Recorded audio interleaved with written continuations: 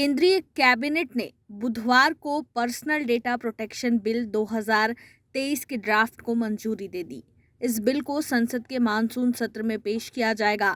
संसद का मानसून सत्र 20 जुलाई से शुरू हो रहा है। इस बिल को लेकर देश में लंबे समय से चर्चा हो रही थी।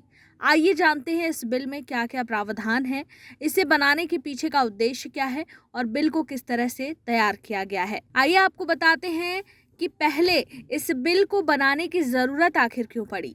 तो भारत में मोबाइल और इंटरनेट के चलन के बाद से यूज़र्स की प्राइवेसी की सुरक्षा को लेकर अब तक कोई कानून नहीं था। लंबे समय से इसकी ज़रूरत थी। कई देशों में लोगों के डेटा प्रोटेक्शन को लेकर सख्त कानून तैयार किए जा चुके हैं।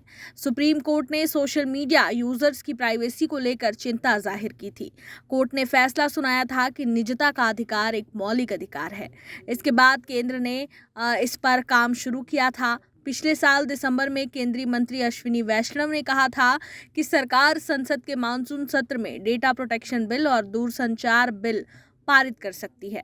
केंद्र सरकार ने सुप्रीम कोर्ट में बताया था कि नया डेटा संरक्षण विधेयक तैयार है और जुलाई में संसद के मानसून सत्र में पेश किया जाएगा।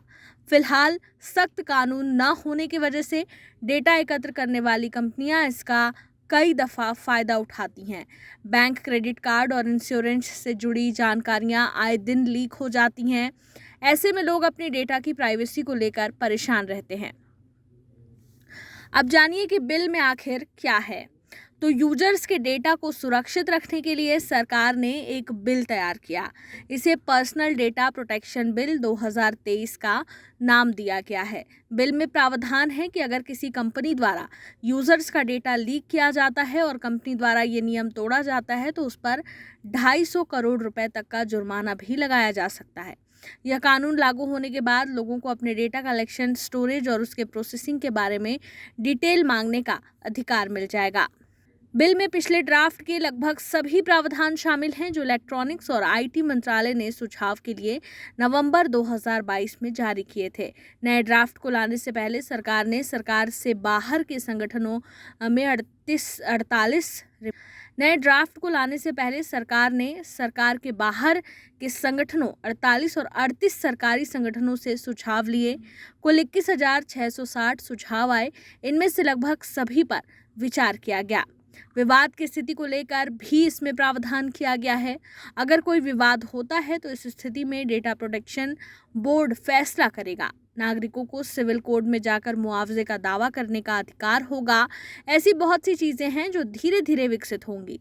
ड्राफ्ट में ऑनलाइन और ऑफलाइन दोनों तरह का डेटा शामिल है जिसे बाद में डिजिटाइज किया जाएगा। अगर विदेश से भारतीयों को की प्रोफाइलिंग की जा रही है या गुड्स और सर्विस दी जा रही है तो यह उस पर भी लागू होगा। इस बिल के तहत पर्सनल डेटा तभी प्रोसेस हो सकता है जब इसके लिए सहमति दी गई हो।